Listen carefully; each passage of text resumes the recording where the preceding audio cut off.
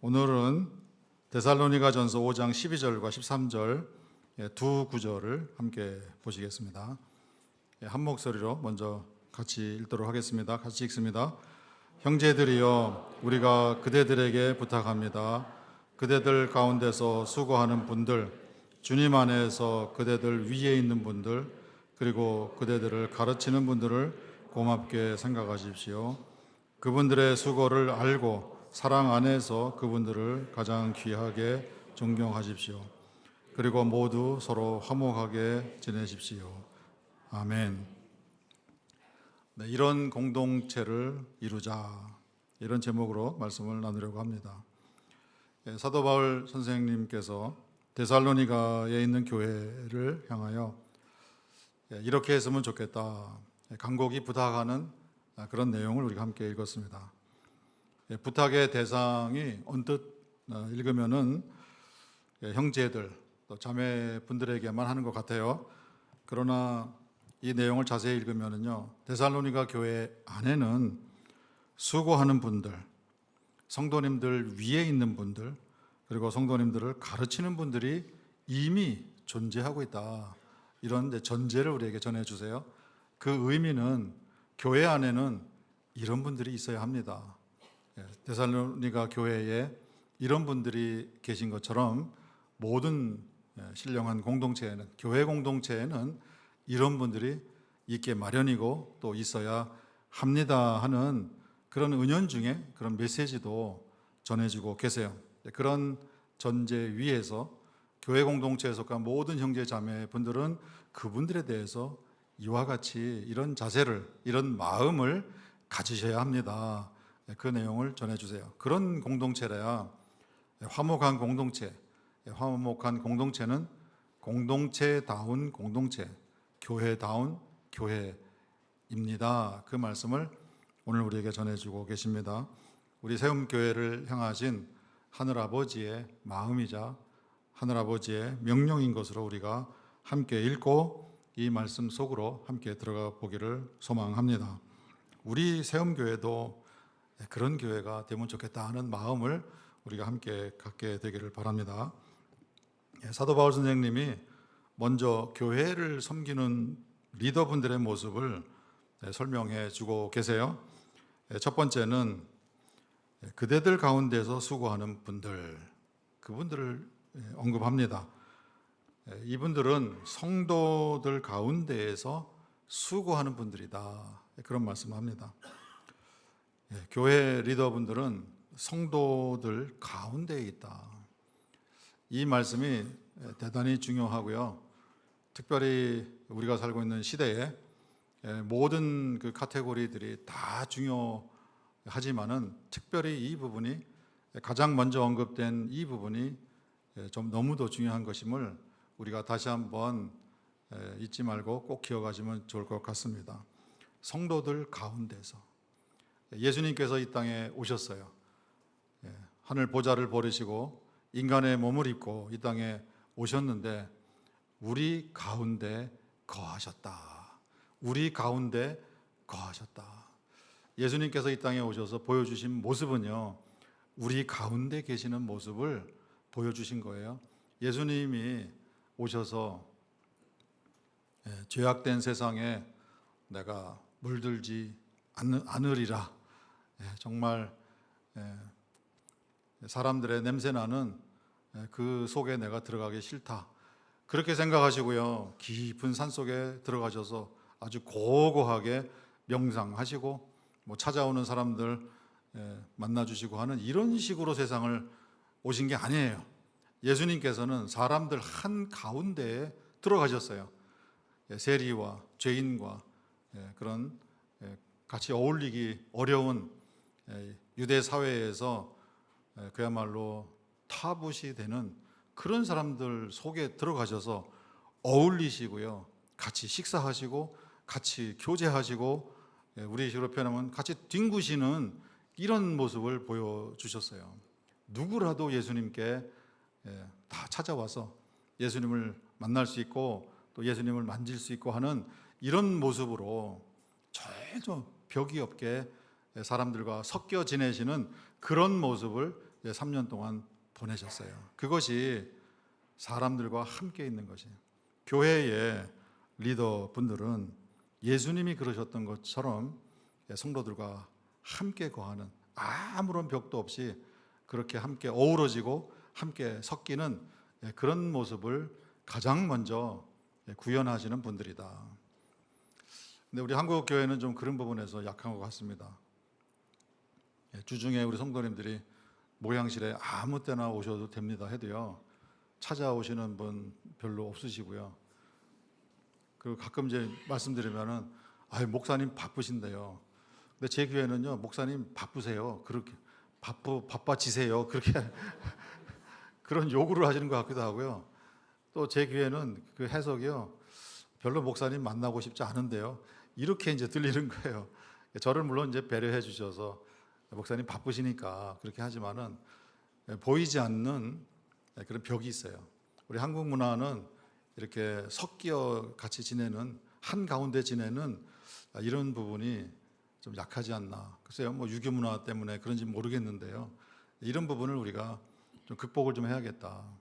저희가 미국에서 뭐 그렇게 긴 기간은 아니지만은 한 3년 6개월 정도 성도님들하고 같이 미국에서 목회했어요. 미국의 문화는, 또 미국의 그 사회 자체가, 교회를 둘러싸고 있는 미국 사회 자체가 그렇게 격이 없는, 물론 그 속에 들어가면 격이 있어요. 다 의존적으로 지켜야 될 선은 넘지 않는 그런 사회적인 훈련은 다 돼 있지만은, 그러나 어느 정도까지는 함께 어우러지는 그런 사회잖아요. 그런 사회 안에 있는 이민 교회들도 그런 벽은 좀 없는 것 같아요. 그래서 저희도 3년 6개월 동안 미국에 있는 성도들하고 잘 함께 그 가운데 살았던 것 같아요. 밤늦게까지 저희가요, 노래방인가요? 그런 것도 하고, 저희도 좋아하는 노래 부르고 성도님도 부르고요. 처음에는 저희가 같이 구역 예배 마치고요, 노래방을 틀었는데요, 거기 오신 분들이 그래요. 찬송가를 부를까요? 뭐 이런다고요. 그래서 찬송가 말고요, 뭐 건전가요 있잖아요. 그러면 그래도 될까요? 하고 이제 건전가요를 부르시다가 조금씩 분위기가 무르익으면서요, 본인의 18번이 나오는데요, 온갖 노래들을 그냥 다 불러 제끼는 거예요. 저희도 신나게 부르고, 그러면서 가슴에 맺혔던 것들이 뻥 뚫리는, 그래서 저희가 그렇게 교제하고 함께 어우러지고 함께 섞여서 지내고 했던 그것을 잊지 못하고요. 한국에 오면은 꼭 이제 들르고, 또 예전에는 그 드라마 그 비디오 이제 테이프가 있어요. 그거를 그냥 전체를 다 박스로 만들어 가지고 저희가 영국에 있을 때 보내주기도 하고, 그런 이제 교류가 있었는데요. 그때 같이 지내던 전도사님, 좀 나이가 있어서 좀 늦게 신학을 하신 전도사님이 계시는데요. 그 사모님이 한국에 오셨어요. 근데 제가 초창기죠. 목양실에 친구분을 데리고 오셨나 봐요. 주일 와서 미국에서 이제 한국을 방문했으니까 반갑다고 이제 인사하러 이제 오셨는데요. 같이 오신 그 여자 성도님들이 못 들어오시는 거예요. 거기로 어떻게 들어가냐고, 제가 안에서 들어보니까 나 거기 못 들어간다고, 담임 목사 방을 어떻게 들어가냐고. 그랬더니 그 전도사님 사모님이 그 했던 말이요, 지금도 아주 잊혀지질 않아요. 괜찮아, 우리 목사님은 그런 분 아니셔. 그리고 이제 같이 들어오는 거예요. 그게 맞죠. 그냥 편하게 그냥 대화하고 하는 이런 이제 그런 모습을 보여줬는데요. 저희 교회가 뭐 담임 목사뿐만 아니라 우리 장로님들과 성도님들이 이렇게 함께 어우러지는 이런 모습이 우리 안에 보여지면 참 좋겠다. 그리고 우리 장로님들이 스스로 우리 성도님들 속으로 들어가고, 물론 우리 교회에 봉사하고 섬기는 많은 분들이 계세요. 특별히 교구장님들, 또 구역장님들이 계시잖아요. 그분들이 우리 성도님들의 삶 속에 들어가서 함께 거하는, 함께 어우러지는, 함께 섞이는 이런 공동체가 될 수 있으면 얼마나 좋겠는가.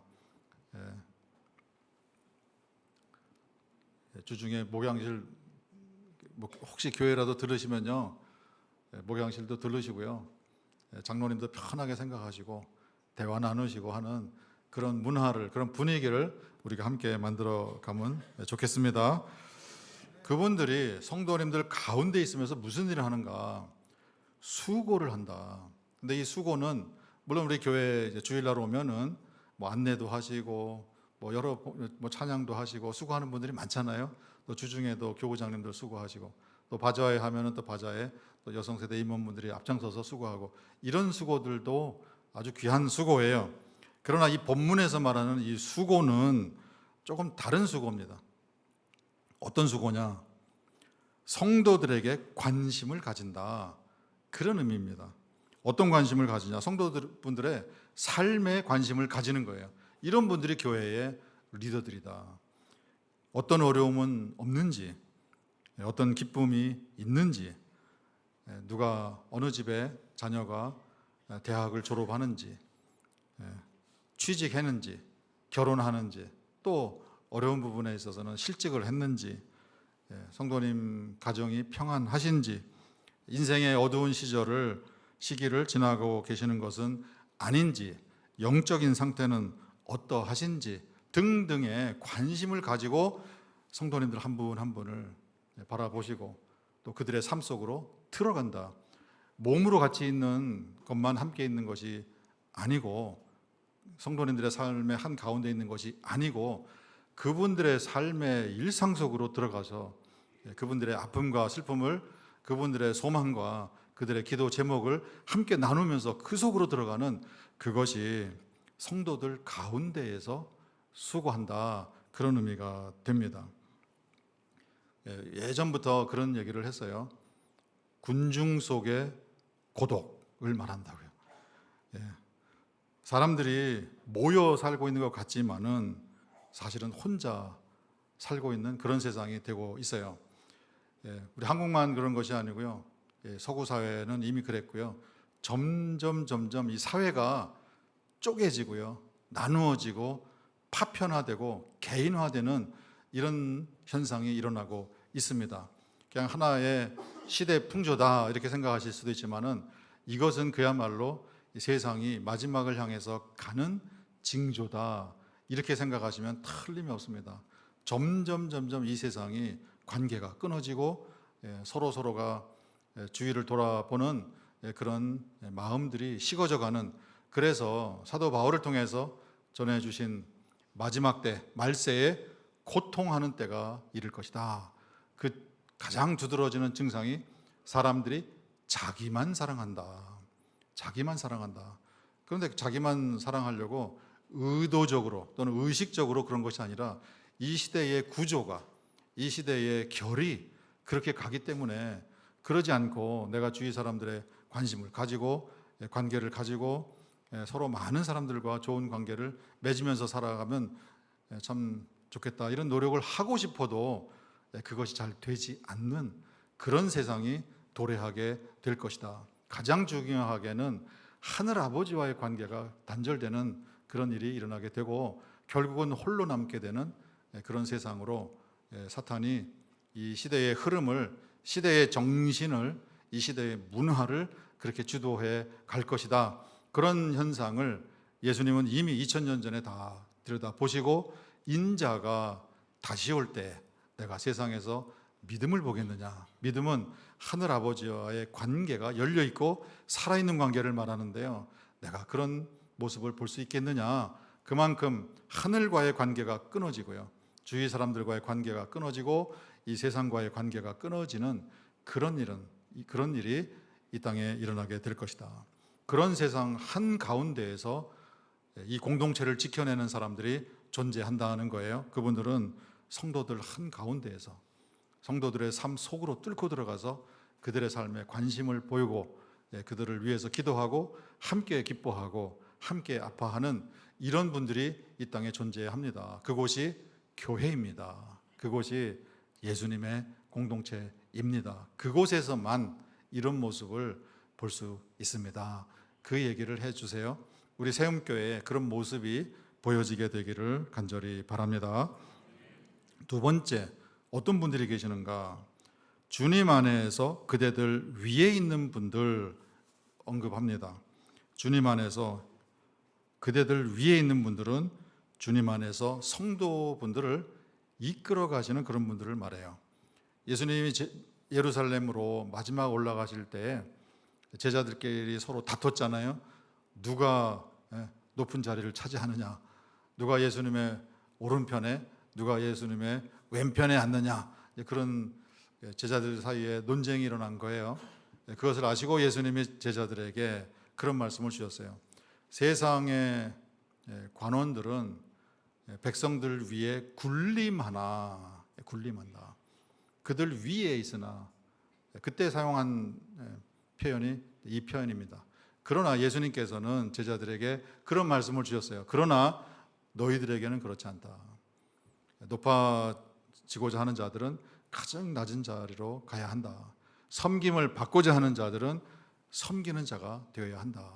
근데 이 장면에서요, 이 본문에서 사도 바울 선생님께서 그대들 위에 있는 분들, 이 위에 있는 분들은요, 군림하는 분들이 아닙니다. 교회의 리더분들은, 교회의 지도자들은 성도님들 위에 군림하는 그런 자리가 아닌 거예요. 그분들은 예수님의 말씀을 따라서 모든 성도들 밑에 있고, 또 모든 성도님들을 섬기는, 그분 성도님들을 인도하는, 이끄는 그런 역할을 하는 분들이다는 것을 말씀해 주고 계세요. 물론 교회 안에는 장로님, 또 권사님, 또 집사님, 또 이런 그 직분이 있고요. 그리고 우리 사역위원회 그러면 위원장님이 있고, 또 교구장님이 있고, 구역장님이 있고, 이런 그 직책들이 있어요. 그런 직책들을 보면은 좀 위에 있는 분들이다. 그건 위에 있는 분들 맞습니다. 그러나 이분들은 섬기는 분들이고, 이분은 낮은 곳에 계시는 분이다. 직책적으로는 그렇게 말을 합니다. 그러나 위에 있다라는 표현에 더 중요한 의미가 이 속에 들어 있어요. 그거는 뭔가 영적인 권위에 있어서 위에 있는 분들이다. 영적인 권위에 있어서 앞서 있는 분들이다. 그런 뜻이에요.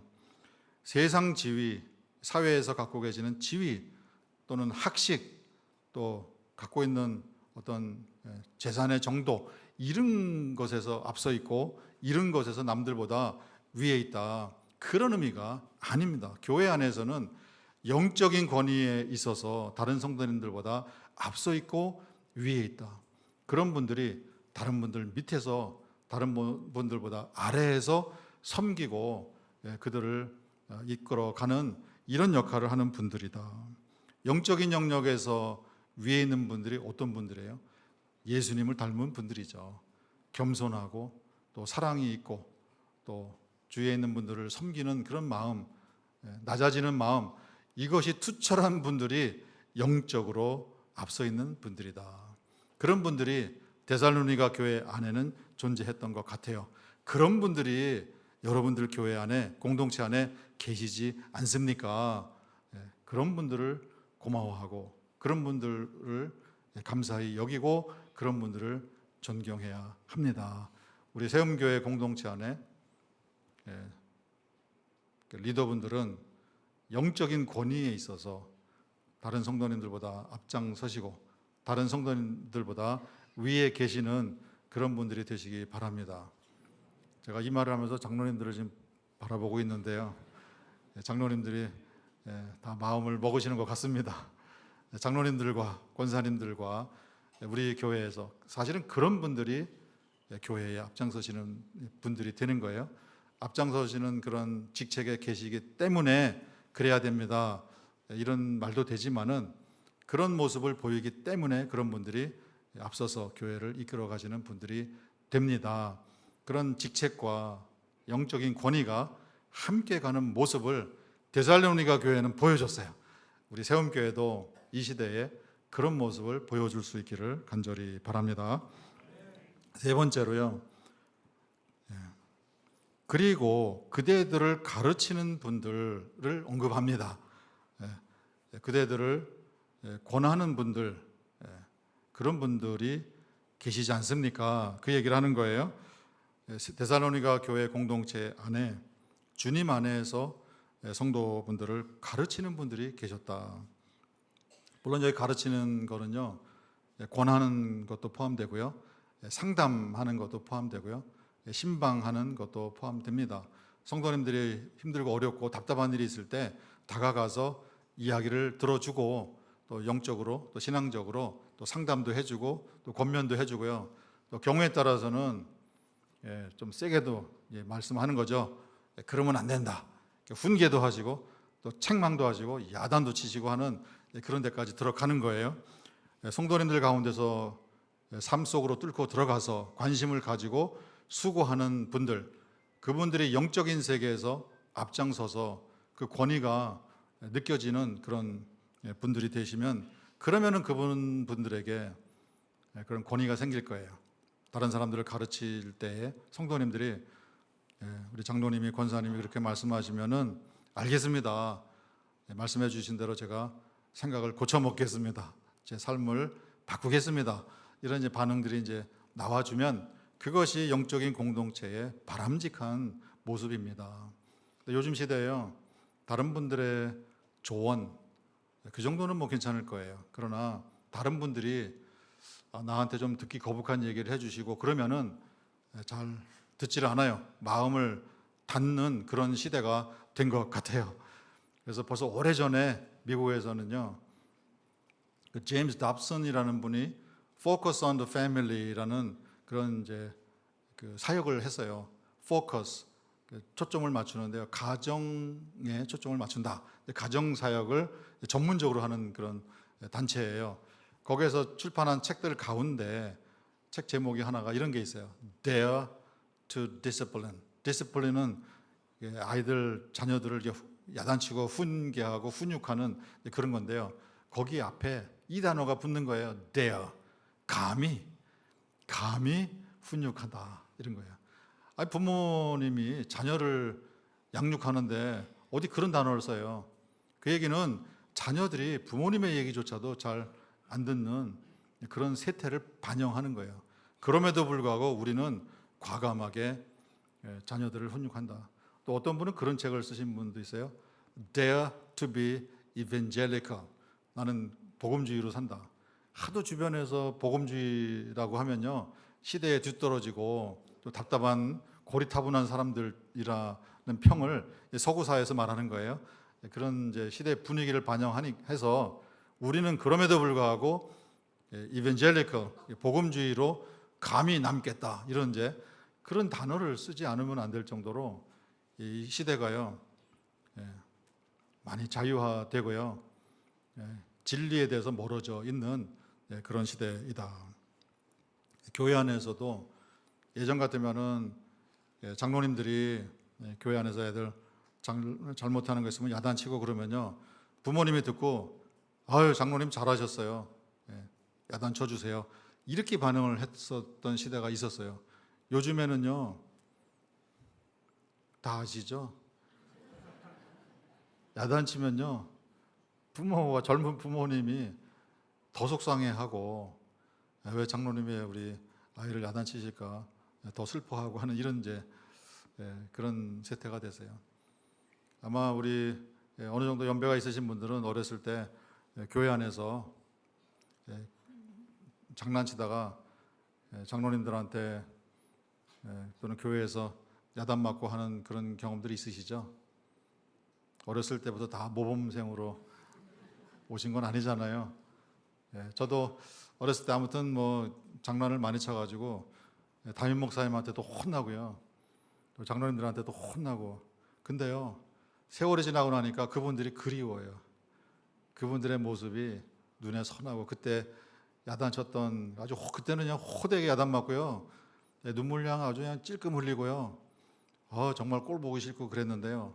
세월이 지나고 나니까 그분들의 사랑, 그분들의 마음이 느껴지고 그런 그 모습이 사라진 것에 대해서 많이 이제 속상하고 안타깝고. 그런데 데살로니가 교회에서는 물론 이제 2000년 전 얘기지만은 감히 그런 성도들을 향해서 가르치고 권면하고 훈계하고 야단치는 이런 일을 이분들이 하셨다.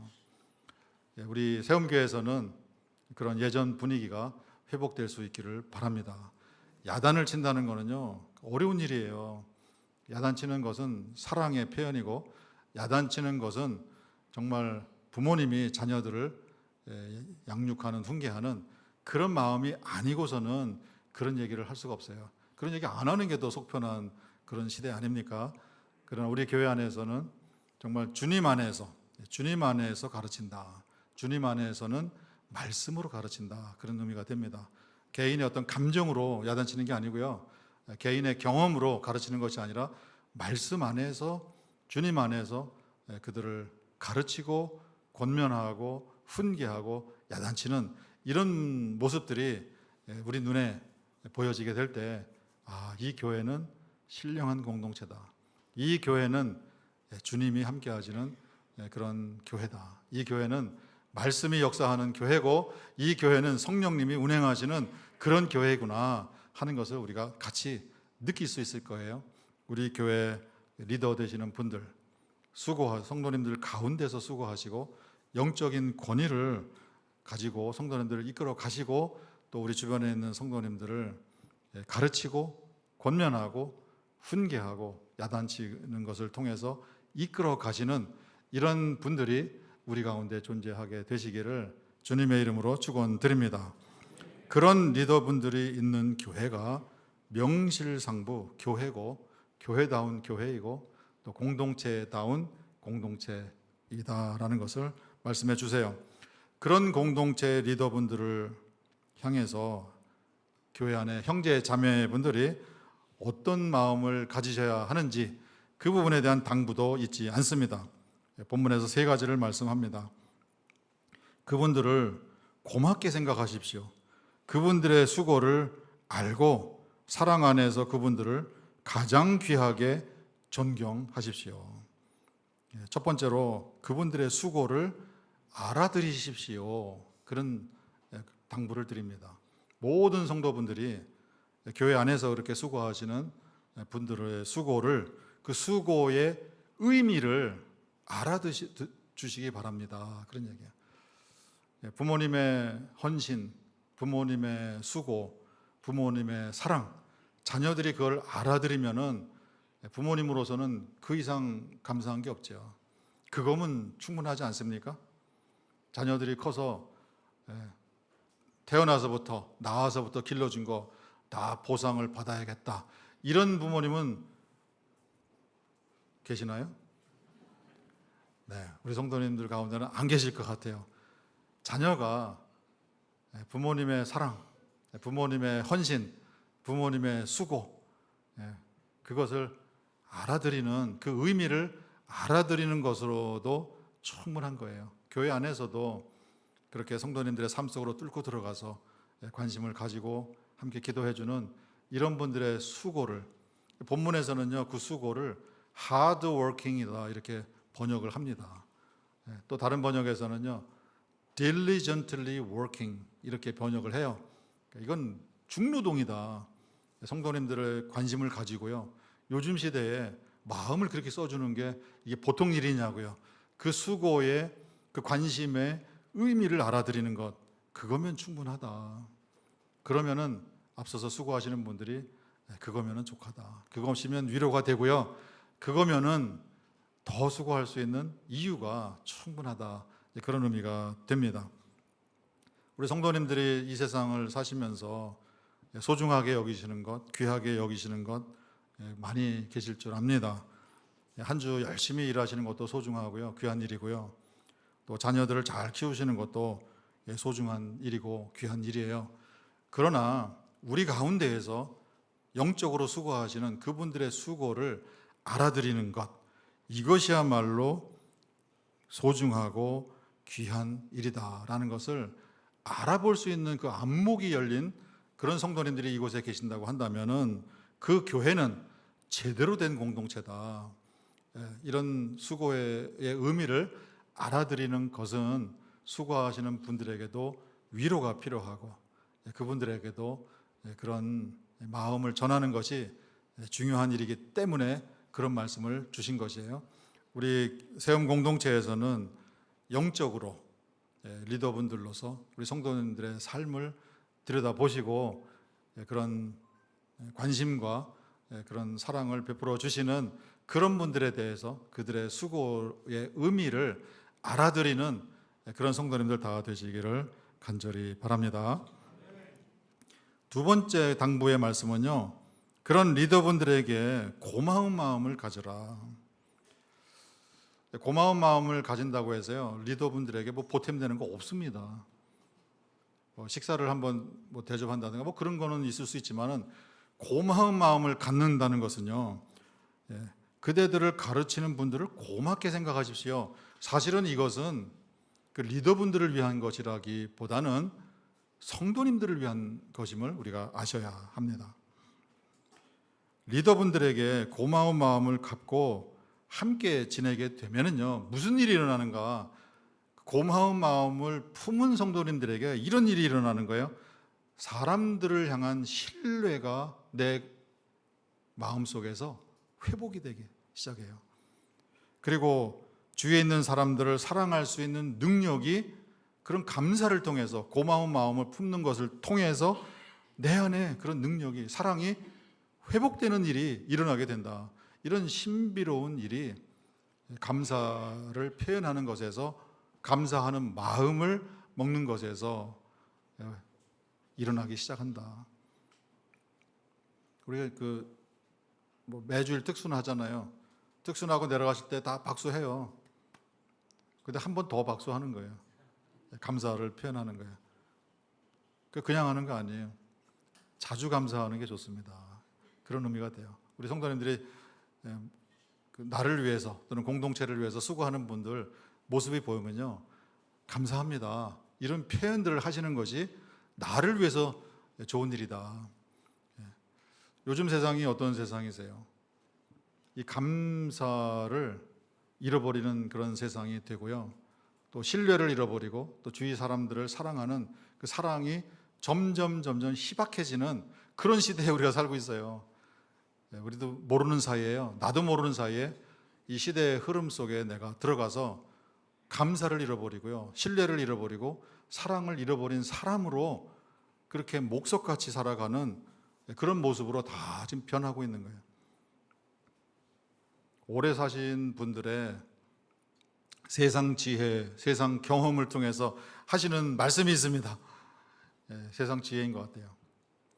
세상 살아오니까 믿을 놈 하나도 없더라. 엄청난 지혜 같지만은 그만큼 그런 말을 하는 본인도 그렇고요, 이 시대가 신뢰가 무너져 가고요, 사랑이 무너져 가는 거예요.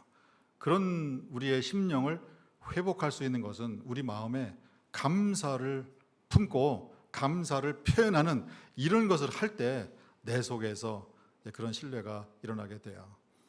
그래도 저희가 미국에서 이제 한국에 왔을 때요, 외국 생활 그래도 좀 길게 했잖아요.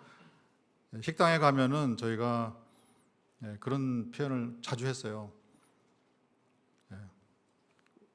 예전에 이제 물을 갖다가 이제 주잖아요, 따라 주잖아요. 그러면 제가 감사합니다. 또 뭘 또 직원이 와서 뭐 하면 감사합니다. 계속 감사합니다 했더니요, 같이 식당에 간 분이, 목사님 감사합니다 그만 좀 하세요. 한국에서는요 안 그래요. 그래서 최근에는 감사합니다 하려다가, 한국에서는 그런 거 안 한다 그랬지. 그리고 어떤 때는 안 하기도 하고요.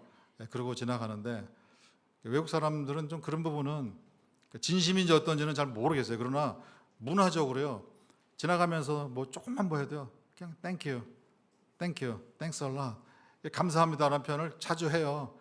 근데 그렇게 하다 보면은, 특별히 우리 교회 안에서 수고하시는 그런 리더분들을 향해서 진심으로 감사하다 보면요, 내 안에 신뢰가 조금씩 싹 트는 그런 기적이 일어난다고요.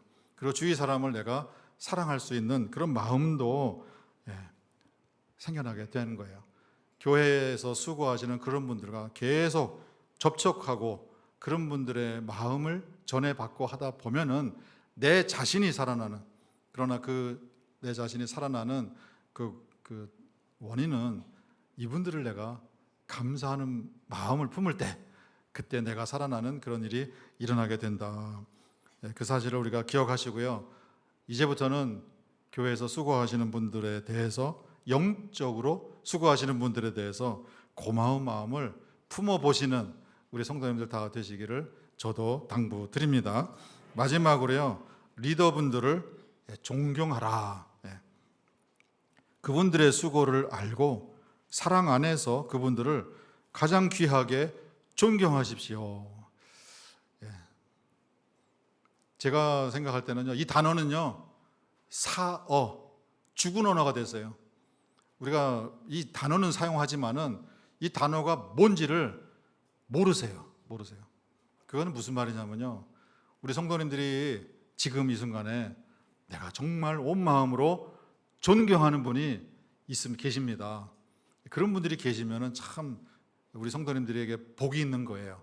근데 내가 존경하는 분이 누가 있을까? 임문장 목사님 빼고는 없는데. 죄송합니다. 자화자찬을 해서. 저도 이제 그 생각하는 거예요. 근데 제가 존경하는, 진심으로 존경하는 분들이 계세요. 저를 끔찍이 아껴주셨던 선생님들 몇 분이 이제 생각나세요. 그분들 생각하면 지금도 가슴이 뭉클하죠. 나도 그분들처럼 돼야겠다. 근데 우리 성도님들 가슴 속에 그 존경이라는 단어가 살아있으면 우리 성도님들은 행복하신 분이세요. 그러나 이 세상은 존경을 다 무너뜨립니다. 예전에는 우리가 그죠? 국민학교, 지금은 초등학교라고 하지만은 선생님들을 존경하고 또 저희도 그 기억나는 선생님들이 있어요. 근데 요즘 시대에는 선생님들을 존경합니까? 그런 그 존경하는 그 농도가 많이 이제 묽어지는 그런 시대를 살고 있잖아요. 그 사회 안에서 누구를 존경합니까? 우리 정치 지도자들을 존경합니까? 경제 지도자들을 존경합니까? 아니면 종교 지도자들을 존경합니까? 이 사회 전체가 이 존경이라는 단어를 상실하고 살아가는 그런 시대에 우리가 살고 있어요. 우리 어르신들을 존경합니까? 예전에는 뭐 전철을 타거나 시내버스를 타거나 나이 드신 분들 뭐 자리 양보하고 뭐 그런 것도 있어요. 물론 노약자석은 있지만은 이제는 그런 부분도 나이 드신 분이 어르신들이 타시면요, 졸리지 않아도 잠자는 척 이렇게 하고 그런 어떤 분위기죠. 존경이 점점 이 시대에서 사라져 버리는, 마치 죽은 언어가 된 것처럼 이런 시대에 기독교 공동체는, 교회 공동체 안에서는 이 존경하는 마음을 품어야 합니다. 그런데 이 존경하는 마음을 품게 되면 내 안에 사랑이 회복이 되는 일이 일어나고요. 존경할 만한 분들이 내 주변에 많이 있구나. 그분들과 접촉하면서 존경하는 마음이 새록새록 내 안에서 회복되는 그런 일을 하게 되면은요, 희한한 일이 발생하게 됩니다. 어떤 일이 일어나는가? 내 속에 사람들과의 관계에서 받았던 모든 상처들이 다 회복되는 그런 일이 일어나게 됩니다. 이 존경이라는 용어를 우리 성도님들의 가슴 속에서 되살리는 은혜가 있게 되기를 바랍니다.